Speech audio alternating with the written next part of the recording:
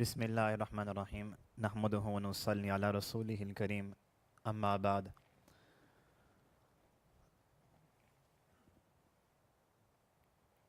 Mahar, Walima and the Sunnah way of Nikah. Today is the second session of our Islamic marriage workshop, and in the first session, alhamdulillah, several topics, several points were discussed. Now we will continue this workshop by discussing these three key points under this subject: Mahar, Walima and the Sunnah way of Nikah. So before we even get into the slides, let me just very briefly explain the concept of Mahar. Mahar is the right of the wife. It's her legal right to receive mahar, which is known as dowry. And the minimum mahar is 10 dirhams, which is 30.61 grams of silver. And there is no limit on the maximum amount of mahar. However, one should try to follow the sunnah method of Rasulullah sallallahu alaihi wasallam. And the sunnah method is known as Mahri Fatimi. So Mahri Fatimi is that mahar, that dowry, which the Prophet sallallahu alaihi wasallam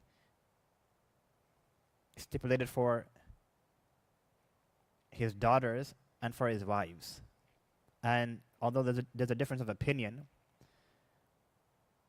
one opinion is that it was 480 dirhams, and according to another opinion, it was 500 dirhams. So in grams of silver, 480 dirhams is 1469.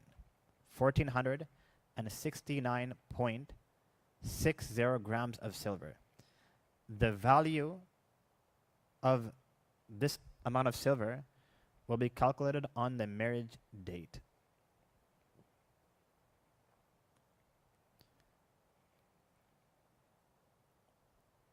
So mahar is the right of the wife. The husband cannot force the wife to forgive her right. If the wife wholeheartedly wants to forgive her right, that is up to her. And let's assume there was no mention of mahar or dowry at all before marriage, and then marriage happened. At that point in time, mahri mithal. Mahri mithal is the customary mahar, the family mahar, which runs in that family from the girl's father's side.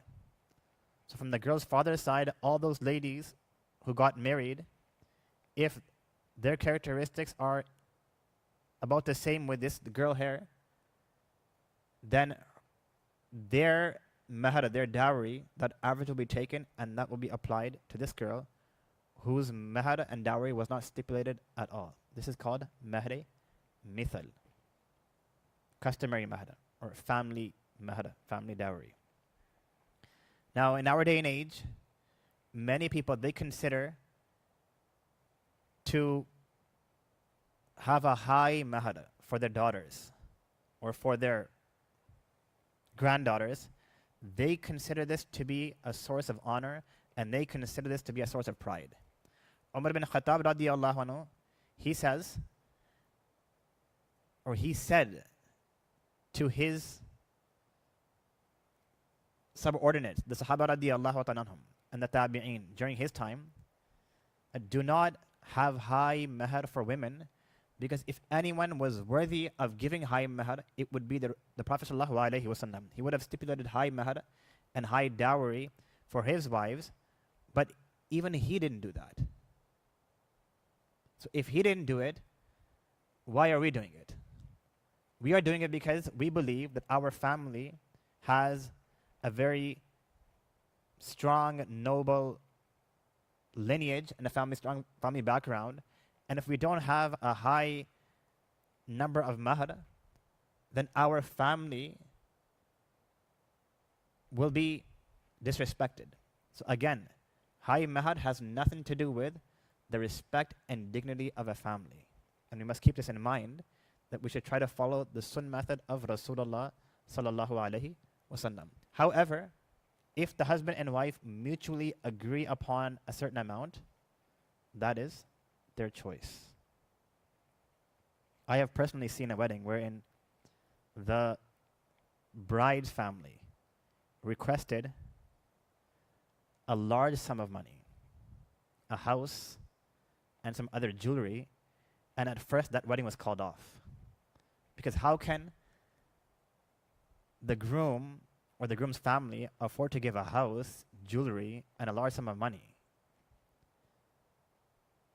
Thereafter, talks happened, and after talks happened, once they realized that this action was against the sunnah practice of Rasulullah sallallahu alaihi wasallam, then a much more moderate mahar was then stipulated. So again, it's best to allocate and stipulate the sunnah mahar, but in our culture, there are some families which, according to their own understanding, according to their own family rituals, they allocate a mahar, but if there's mutual understanding between both parties, then it will be allowed. Number 2, walima and the sunnah way of nikah. So in essence, there are only 2 things which are mandatory for the sunnah nikah, the shari'i nikah to take place. Number 1, ijab and qabul, which means proposal and acceptance. And number 2, the proposal and acceptance, it must happen in the presence of 2 male witnesses or 1 male witness and 2 female witnesses. This is necessary in order for that sunnah nikah to take place. So once the proposal and acceptance have taken place in the presence of 2 witnesses, 2 male witnesses, or 1 male witness and 2 female witnesses, then that nikah, that marriage, is then established and enacted. And once that sunnah nikah and sunnah marriage is enacted and established, there's only one sunnah meal. That is known as walima. Apart from the walima meal, all the other meals, they are customary meals. They are customary meals. So the walima is that meal which the groom serves from his own side after the night of consummation.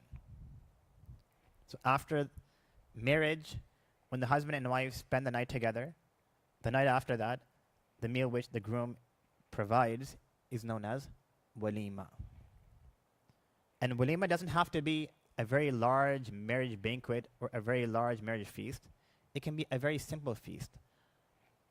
The Prophet ﷺ, he served meat and bread on the occasion of his marriage with Zainab bint Jahash radiyallahu ta'ala anha. Likewise, he also served some date sweet on the occasion with the marriage of Safiya bint Huyay bin Akhtab radiyallahu ta'ala anha.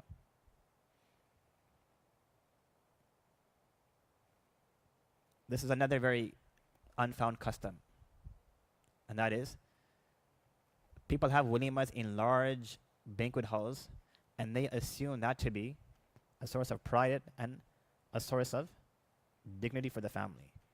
And thousands of dollars are spent on that function. And some families, in order to keep that family custom alive, they take debts. They take debts from banks just to keep their name and reputation intact. So this is all un-Islamic. We should stay away from all these unfound customs and all these formalities, because this deprives the marriage of blessings. It comes in the hadith of Rasulullah sallallahu alaihi wasallam that the most blessed nikah and blessed marriage is that marriage which has the least expenses. This doesn't mean that a person spends absolutely nothing. This means that he should only spend on those things which need to be spent on, without indulging himself in extravagances. And if a person does not understand the rules and boundaries, then he should consult his local ulama ikram. Mahar in Islam. So dowry is an honorary amount for the wife in Islam. it belongs solely to the wife. So in essence, mahar dowry is given from the groom to the bride in exchange for the marriage partner and in exchange for her sexuality. How much? It should be according to the standard in our family, mahri mithal.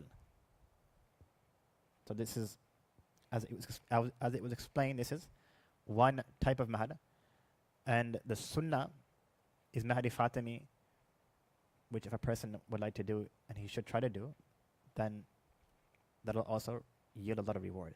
The amount should not be a contentious point in deciding about the nikah.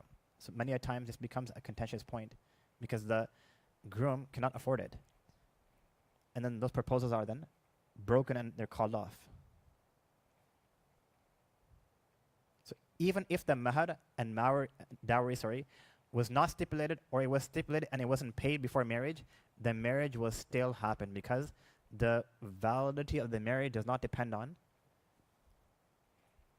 the dowry and mahar. It must be a form of material wealth. So according to the Hanafi school of thought, the mahar must be a form of material wealth. He must give some kind of wealth, jewelry, assets, money, etc.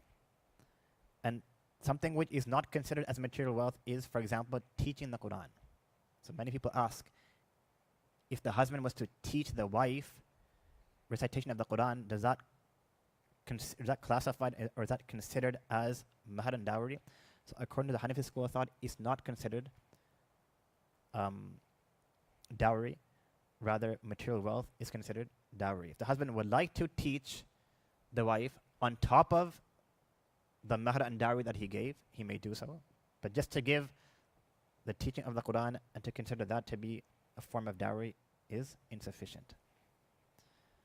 Mahar Fatimi is a mustahab and a means of blessings. This, as mentioned, this was the mahar of the Prophet ﷺ.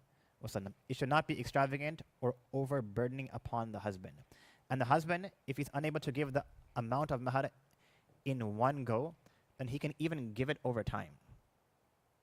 He can even give it in installments. Again, this is all based on mutual understanding with the wife. When to pay? So it should be paid up front, although it can be deferred. At least some amount should be paid up front, and then some amount can be delayed and deferred. Upfront mahar is due as soon as the husband and wife meet. It must be paid, cannot be just a formality in words. So many people, they assume that the wife has forgiven her right, or the husband tries to pressurize the wife into forgiving her right. This is not allowed. This is her right.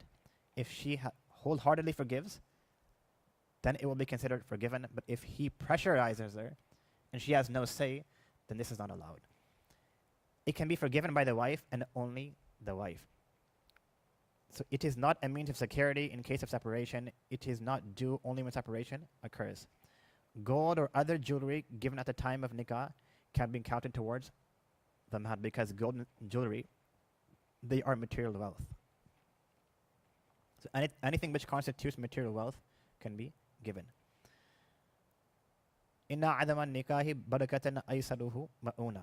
The greatest nikah, the greatest marriage in blessings is the simplest in expenditures.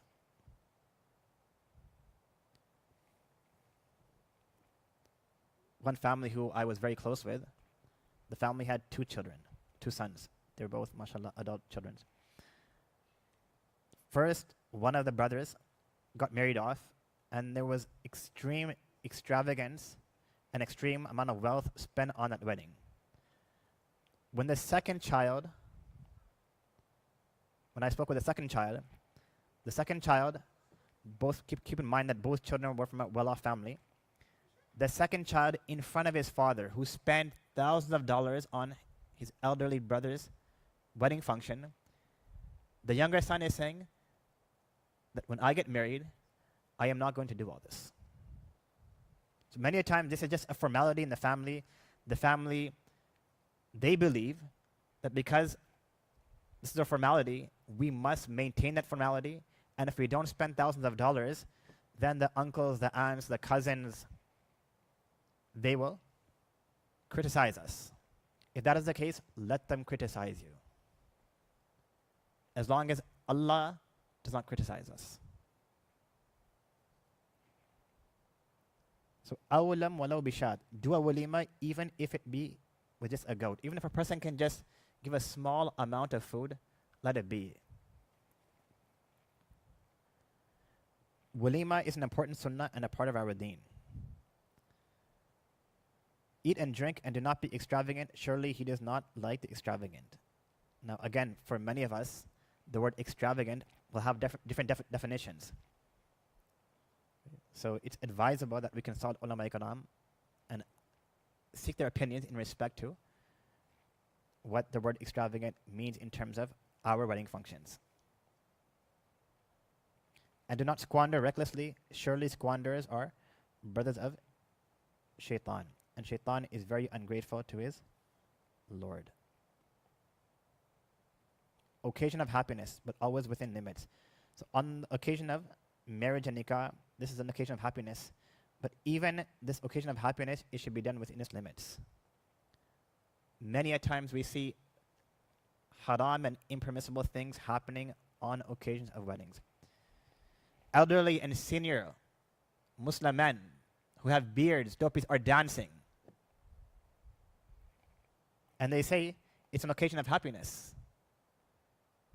They're dancing in front of everyone.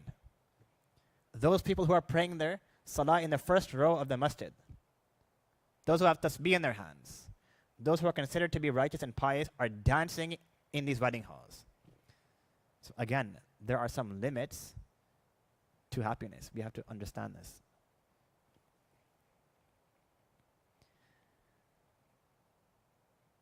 Announce these marriages, hold them in the masajid, beat the daf.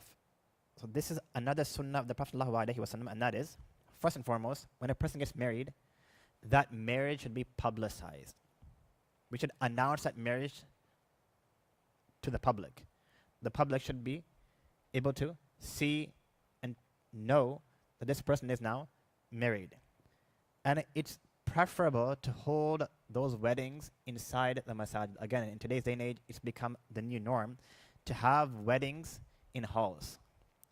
So although this is allowed, but it's against the sunnah of the Prophet ﷺ, we should try to have our weddings, especially the function of the nikah, inside the masjid, because this will bring more barakah and blessings. And many people, they ask, are secret marriages allowed? Are secret marriages allowed? Sometimes the parents don't cooperate, or sometimes the husband is interested in having a second or a third marriage, and he doesn't want people to know. So again, this is against the sunnah method. The sunnah method is to publicize that marriage, and then some brothers, Muslim brothers, will say that if we publicize our second and third marriage, the wife will scold us. That's a different issue, and I don't want to get into that issue right now, but nonetheless, it's the sunnah to announce marriages and to hold them in masajid. And many a times those who do have second marriages, third marriages, after 3-4 months, when the first wife finds out that it happened in secrecy, that upsets her even more. That upsets her even more. It should be done in the masjid in front of everyone, not secretly.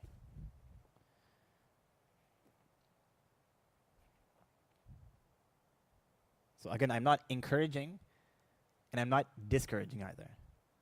What Allah subhanahu wa ta'ala's Prophet sallallahu alayhi wa sallam have made halal will remain halal, and what is haram will be made haram. This is something which each and every person needs to consider in respect to his own circumstances and situations. One person asked, are we allowed to fulfill our desires by having a second or third marriage? So I, in a very jokingly manner, replied that inshallah in the hereafter, in Jannah, Allah subhanahu wa ta'ala will fulfill all of your desires. So nikah is a contract in Islam. It requires express offer and acceptance and two physical witnesses present all at once or in one gathering. This point has been explained already. The bride can give her consent to her wali, her guardian, or anyone else. So many a times in our culture, in our society, the bride gives consent to her father, her brother, her wali, her guardian, and he acts on behalf of the bride groom. And then when the imam performs that nikah, the imam asks both parties, and when the imam asks the party that's representing the bride, the imam says that, do you give your daughter or do you give your sister in marriage to so-and-so brother? And then he says, yes. But prior to that, first the imam confirms the point that indeed the daughter did make this man, the father, her representative. Nikah cannot be done remotely or secretly. This is a very important point that needs to be understood. People ask, let's assume that the girl is in a different country. So let's use the example of Pakistan, for example, and the boy is here in the US. So are they allowed to get married over the phone or through Zoom or through Skype? So the ulama ikram, muftiyan ikram have written, and this is the principle here, that nikah is a contract in Islam. It requires express offer and acceptance in the presence of two physical witnesses. So if the husband and wife are proposing and accepting in this manner, then marriage in this manner is impermissible because the witnesses are not in the same gathering as the gathering of proposal and acceptance. So how does this nikah and marriage become permissible and allowed? It becomes allowed and permissible if the boy in the US here appoints someone as his agent in Pakistan. So let's assume he'll appoint Khalid, who's in Pakistan, as his agent. Now, the agent is in Pakistan, the girl is also in Pakistan, and the two witnesses are also in Pakistan. So now, when the Imam Sahib performs this marriage, the proposal and acceptance are happening in the presence of two witnesses. And the boy who is in the US, he can observe this, but he can't practically take part in this. So this agent will act on his behalf, and he will say that I accept this girl in my marriage, and the Imam Sahib will conduct the nikah in the sunnah manner that it needs to be performed and it needs to be conducted, and then that nikah and marriage shall be valid. So again, it's always advisable to consult ulama ikram, muftiyan nizam, before such a scenario arises, so we know that we are doing it correctly.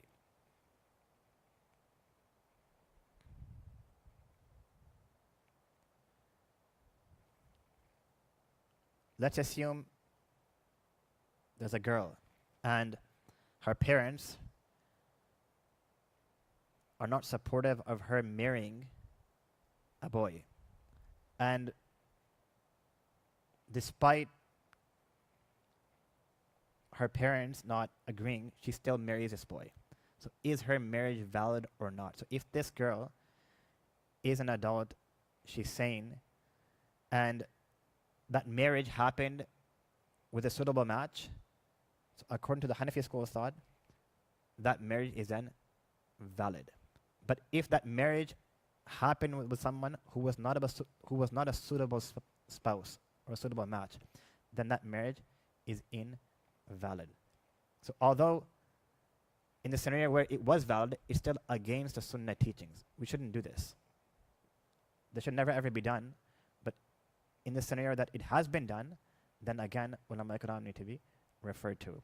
The parents, their happiness is of utmost importance. But at the same time, the parents, they need to take into consideration what their daughter and what their son desire and prefer. It shouldn't be that the parents are forcing their marriage upon the daughter and the son. And it shouldn't be that the daughter and son are completely ignoring their parents' wishes.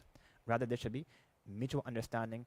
Both should feel happy, and both need to concede and submit to each other's preference so that this marriage can start off on a good note and on a blessed note. So verbal agreement is essential, but writing is important. If all of this can be in writing, it's extremely important. Civil documents are crucial. Another question that arises, and that is, are civil marriages valid? So again, if the condition of marriage, that is, proposal and acceptance, if that is happening in the presence of two witnesses, two male witnesses, then that civil marriage will be valid. And many times, I'm not sure what the process here in the US is, but in Canada, first the Islamic marriage takes place in the masjid, and thereafter that Islamic marriage is then registered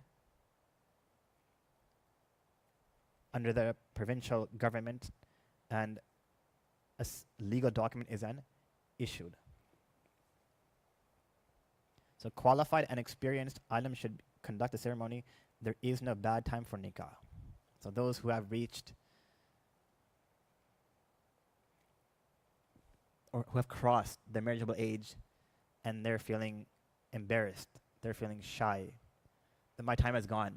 So there is no bad time to marry. Just a few months ago, a very great alim, his first wife passed away, and then he got married again at the age of 60, 60. So there is no bad time for nikah and marriage. Rather, it's preferable and it's advisable to get married as early as possible. So in our day and age, a person, he should take into consideration the law of the land. So it shouldn't be before 18. 20, 21, 22, 23 is an excellent age. And these thoughts that I'm not ready, these thoughts that I am not ready are from shaitan. Because when a person reaches the age of maturity at the age of 12, 13, in the eyes of Allah, he is now ready. So what does he mean that I am not ready? As soon as he becomes mature, physically now he's ready. He may not have experience, and we don't advise a 12, 13-year-old to get married at that age because he doesn't have experience, he doesn't have a job, he has no employment, and many children are very immature. But nonetheless, physically, if this man wanted to get married and have a child, it's possible. And this happened with one companion, radiallahu ta'ala anhu. He got married at the age of 12. When he reached the age of 24, he became a grandfather. That means his children also got married, they had kids, and he became a grandfather at the age of 24. In our day and age, 24-year-olds don't even get married, let alone becoming grandfathers. May Allah grant us understanding and tawfiq. So delaying without any valid reason, this is from shaitan. If there's a valid reason, then that reason should be considered in the light of Sharia, not in the light of our understanding. For example, employment, school, studies. And some people are just hesitant because they hear a lot of negativity. This happened with this household, this happened with this household, it might happen with me. Anything can happen. May Allah protect us all, but anything can happen. So we shouldn't succumb to these whispers of shaitan and let our life just slide away. How to deal, number 2, this is the second subject. How to deal with relatives, with your new relatives, your new in-laws. So before I even start the slide session, let me just explain a very important point. In the Sharia, there's something called law, legalities. So there's something called law and legalities versus way of excellence. So if someone was to go to an alim, to a mufti sahab, and ask him the legal ruling on a certain matter, he will issue a legal ruling. But sometimes a person, he has to reconcile and he has to adopt other means, because if he was to follow only the legal rulings without taking into consideration the whole background, it might lead his marriage to failure. For example, the wife, many a times, she has to live with her in-laws. The husband usually keeps his parents in the same household as the family. Now, when that marriage has just started out, the husband and wife need time to understand one another. They need privacy. Sometimes the husband overburdens the wife with the service of his parents, and he makes his wife serve his parents, and he overburdens her and he overstresses her. So the Islamic ruling is that apart from fulfilling each other's rights and duties, the husband is not responsible for the wife's parents, and the wife is not responsible legally for the husband's parents. This is the legal ruling, the legal Islamic ruling. She's only responsible to serve and to obey her husband, and he's responsible to fulfill her needs, support her, and look after her in a proper manner. So this is the legal Islamic ruling. However, Islam encourages us to look after each other's parents because this is a great means of reward. So although this doesn't come under law, this comes under reward. And many marriages, one of the main reasons why they fail is because the wife is looking for a legal ruling, and she uses that legal ruling against her husband, and she says that your parents' service is not binding upon me, therefore I don't want anything to do with them. Now, when the husband hears such words, do you think he'll be happy or upset? This will cause a lot of grief to that husband if the wife was to say something of this nature. So although it's not legally binding upon the wife, but if she does it still, she will receive immense reward. If she has patience, she will receive immense reward. If she looks after the husband's parents just as she looked after her own parents, she will receive a lot of reward. But the husband must make sure that she's not emotionally and physically overburdened with this service, because this service is not even binding on her to begin with. In the same manner, legally, the wife is not,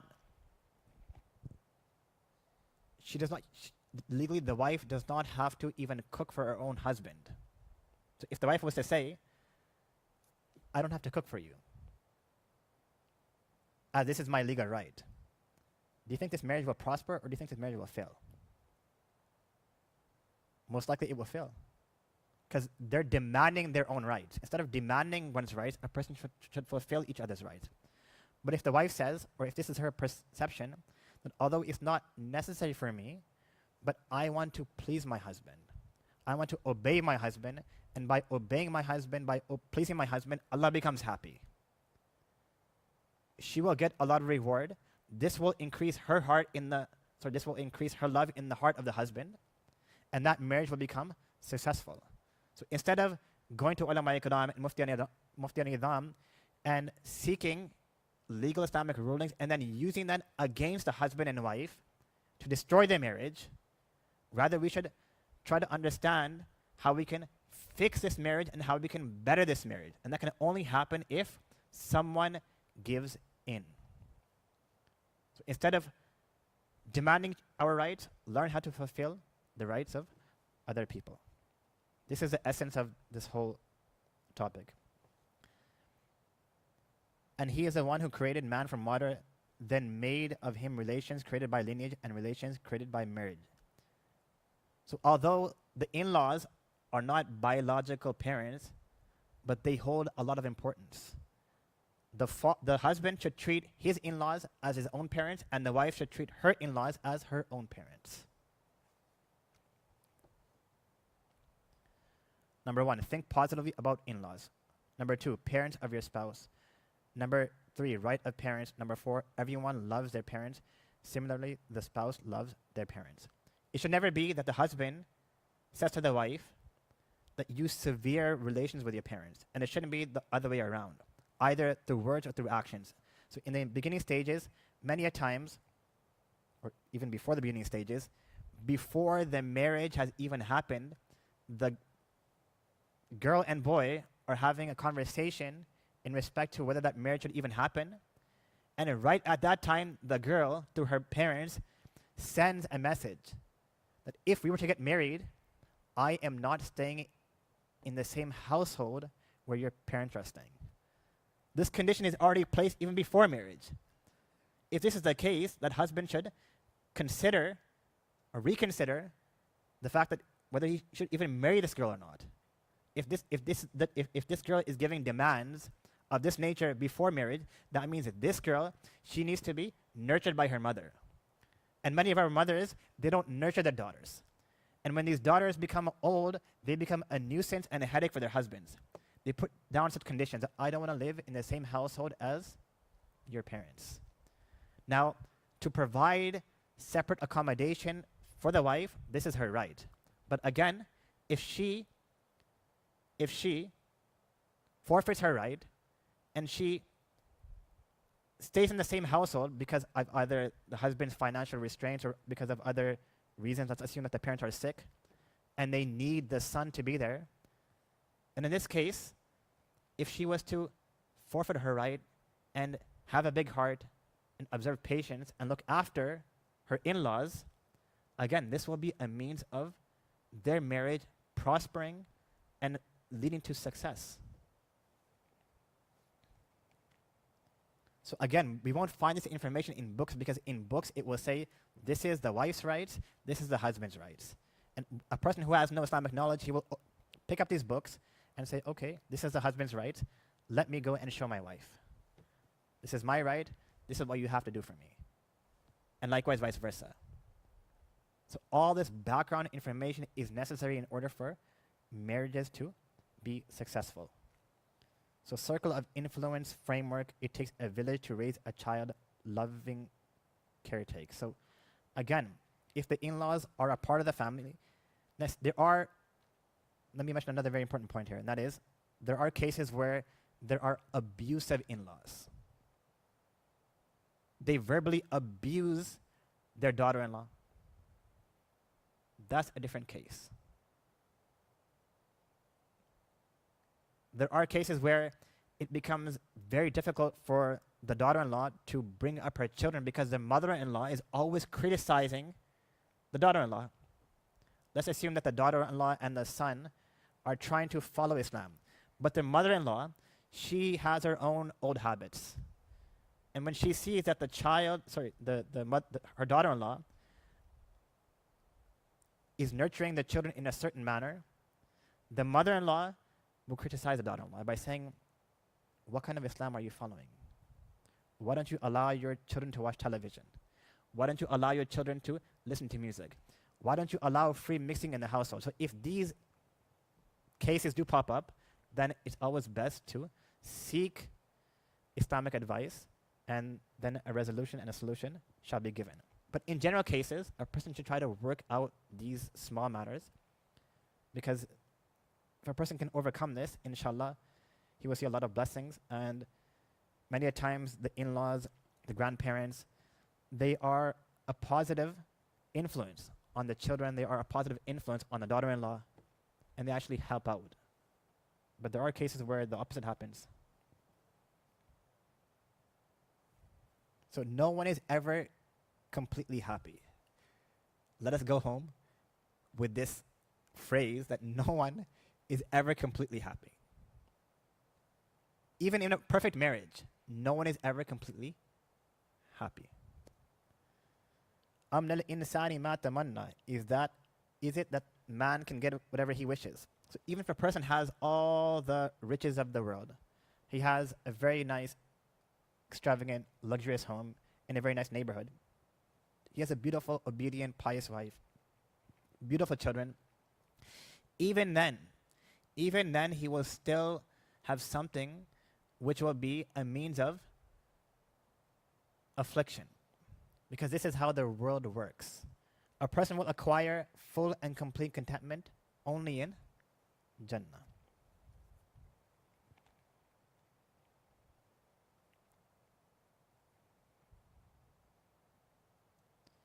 etiquette with the in-laws. They are parents, so must be honored.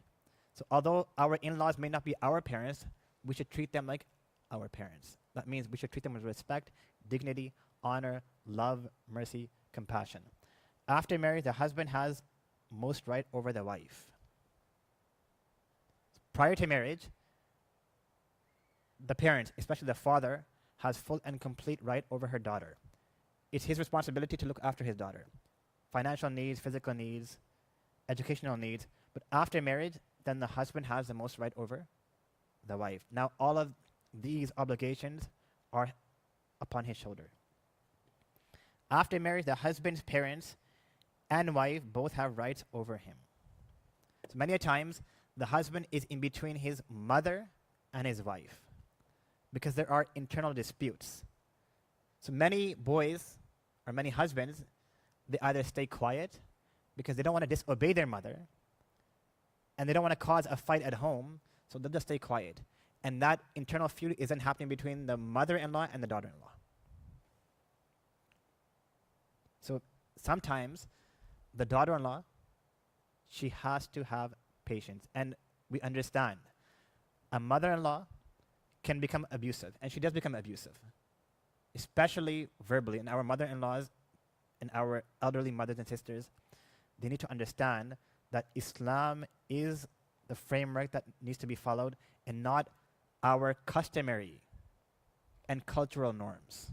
Because our cultural and customary norms have taken such deep-rooted places in our hearts that we are not willing to let them go at any extent. So it should be Islam that needs to be followed, not other norms.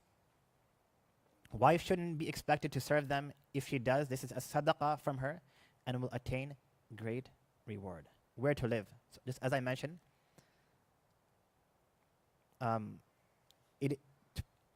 providing an accommodation for the wife, this is her right. Now, whether the husband can provide a separate accommodation will depend on his financial condition. Let's assume he's extremely wealthy.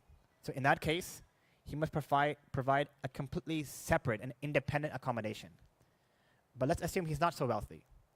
Then at least he needs to provide a separate and independent room for his wife with separate amenities.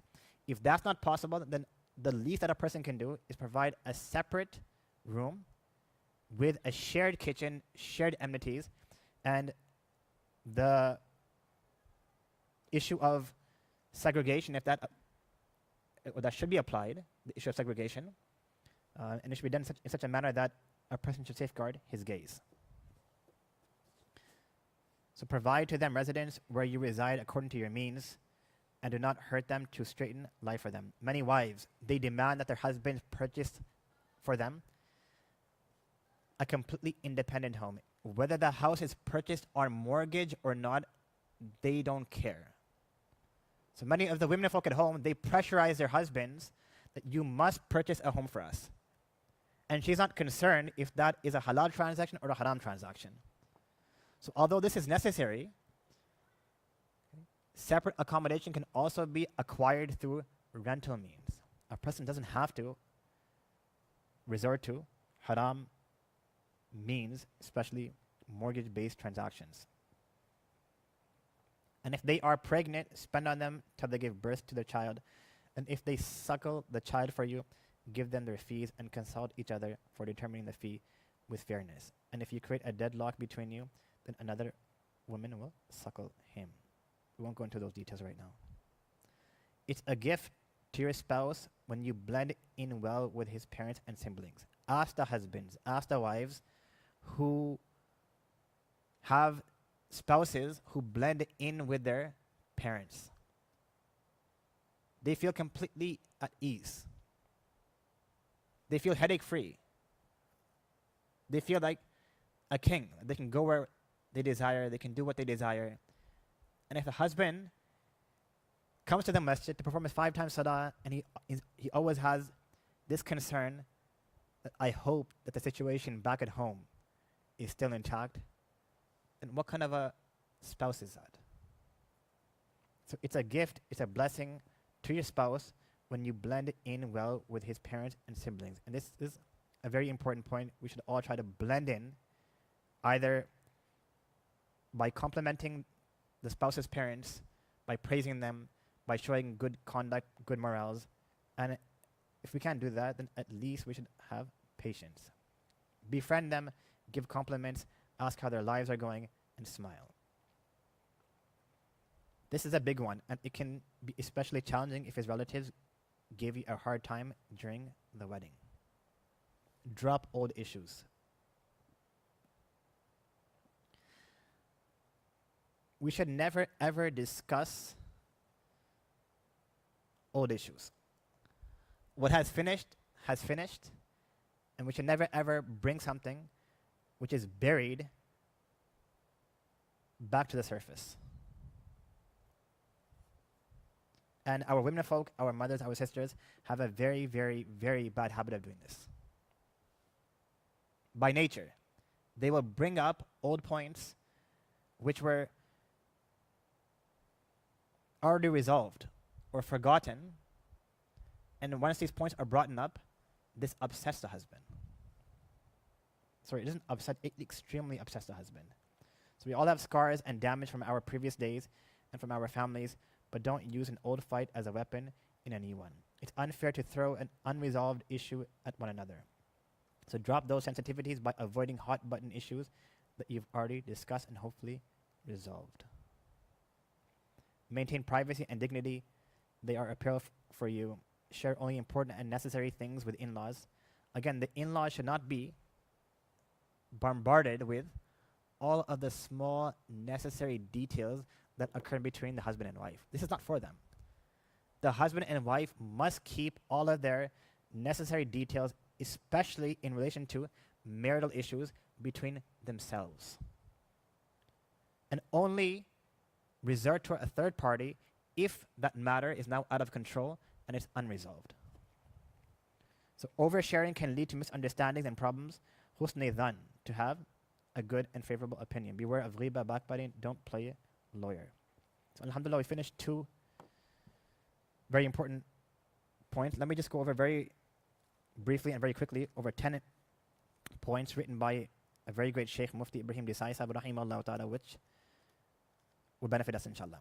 So these 10 points are 10 points which will lead to a successful marriage. Number 1, fear of Allah. This is the main and most important point. Number 2, never be angry at the same time. If the husband is angry, the wife should have a cool temperament.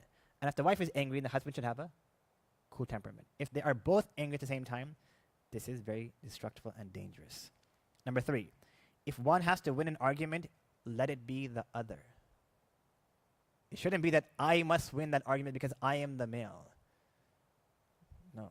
And the wife, her perception shouldn't be that I must win the argument because I always win. Number 4, never shout at each other unless the house is on fire. Number 5, if you criticize one another, do it lovingly. Number 6, never bring up past mistakes. Number 7, neglect the whole world rather than neglecting your marriage partner. Number 8, never sleep with an argument unsettled. Number 9, at least once every day express your gratitude to your partner. And number 10, when you have done something wrong, be ready to admit and ask forgiveness. These are 10 very important and crucial points that if a person was to practice, inshallah, he will have a successful marriage. May Allah subhanahu wa ta'ala enable us to understand and practice. Wa akhiru da'wana alhamdulillah.